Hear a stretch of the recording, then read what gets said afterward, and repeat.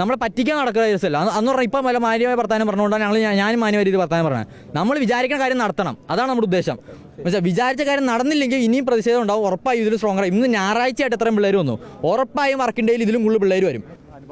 പരിഗണിക്കുന്നതായിരിക്കും. കൂടാതെ നമ്മൾ പറഞ്ഞേക്കുന്നത് എക്സാമിൻ്റെ ഫീസ് കൂടുതലാണെന്നുള്ള ആ കാര്യവും അനുഭാവപൂർവ്വം തന്നെ പരിഗണിക്കുന്നതായിരിക്കും. കൂടാതെ മാസത്തിലൊരു പ്രാവശ്യം നമ്മൾ കൗൺസിലുമായിട്ടൊരു മീറ്റിംഗ് കൂടാനും തീരുമാനിച്ചിട്ടുണ്ട്. മരണപ്പെട്ട കുട്ടിക്ക് ഇയർബാഗുമായി ബന്ധപ്പെട്ട് കൃത്യമായ അറിയിപ്പ് നൽകിയിരുന്നു. കൊടുത്തിരുന്നു. കുടുംബത്തിനെ അറിയിച്ചിരുന്നു. അറിയിച്ചതായിട്ടാണ് അല്ലേ?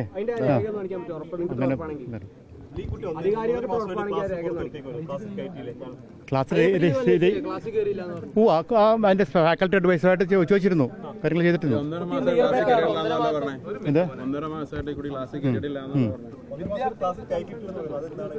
ഇതിനകത്ത് ഇവിടെ എത്ര വലിയ വിഷയമടക്കാം, ഈ വിഷയമടക്കാം പ്രിൻസിപ്പൽ ഏത് വഴിയാ പോയത്, എങ്ങനെയാ പോയ ഒരു ഇതെന്നാ അറിയോ ഇത് എല്ലാ കാര്യങ്ങളും ഞാൻ മനസ്സിലാക്കിയിട്ടുണ്ട്. ഇവരുടെ പേരൻസിനെ ഇവരെ പേരൻസിന്റെ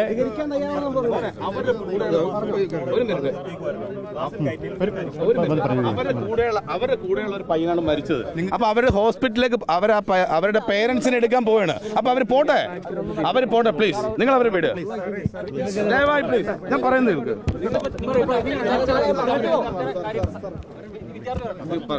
ഞങ്ങൾ എഫേർട്ട് ഇട്ട് പറഞ്ഞ കാര്യങ്ങളെല്ലാം തന്നെ ഞങ്ങൾ എത്ര നേരം ഇവർ മാനേജറിനെതിരെ തന്നെയായിരുന്നു. എഫേർട്ട് ഇട്ട് പറഞ്ഞ കാര്യങ്ങളെല്ലാം അവർ റിട്ടേൺ ആയിട്ട് ഞങ്ങൾ കാട്ടി തന്നിട്ടുണ്ട്.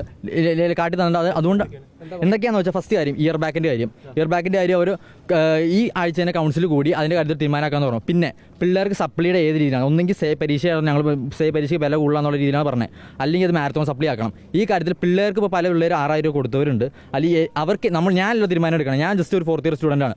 ബാക്കി ഈ സപ്ലി അനുഭവിക്കുന്ന പിള്ളേർക്ക് എന്താണ് തീരുമാനം എന്നുള്ളത് നമ്മൾ കൗൺസിലുകാർ, ഞങ്ങൾ യൂണിയൻകാർ അത് അവരോട് റിട്ടേൺ ആയിട്ട് പിള്ളേരുടെ അടുത്ത് ചോദിച്ച് മനസ്സിലാക്കി എന്താണ് അവർക്ക് വേണ്ടതെന്നുള്ളതാണ് നമ്മൾ തീരുമാനം. എന്ന് പറഞ്ഞാൽ അടുത്ത കൗൺസിൽ കൂടുമ്പോൾ ഈ എന്താണ് പിള്ളേർക്ക് വേണ്ടത്, ഒന്നെങ്കിൽ മാരത്തോൺ സപ്ലി ആണോ അല്ലെങ്കിൽ പൈസ കുറയ്ക്കലാണോ, ഈ 2 കാര്യങ്ങൾ.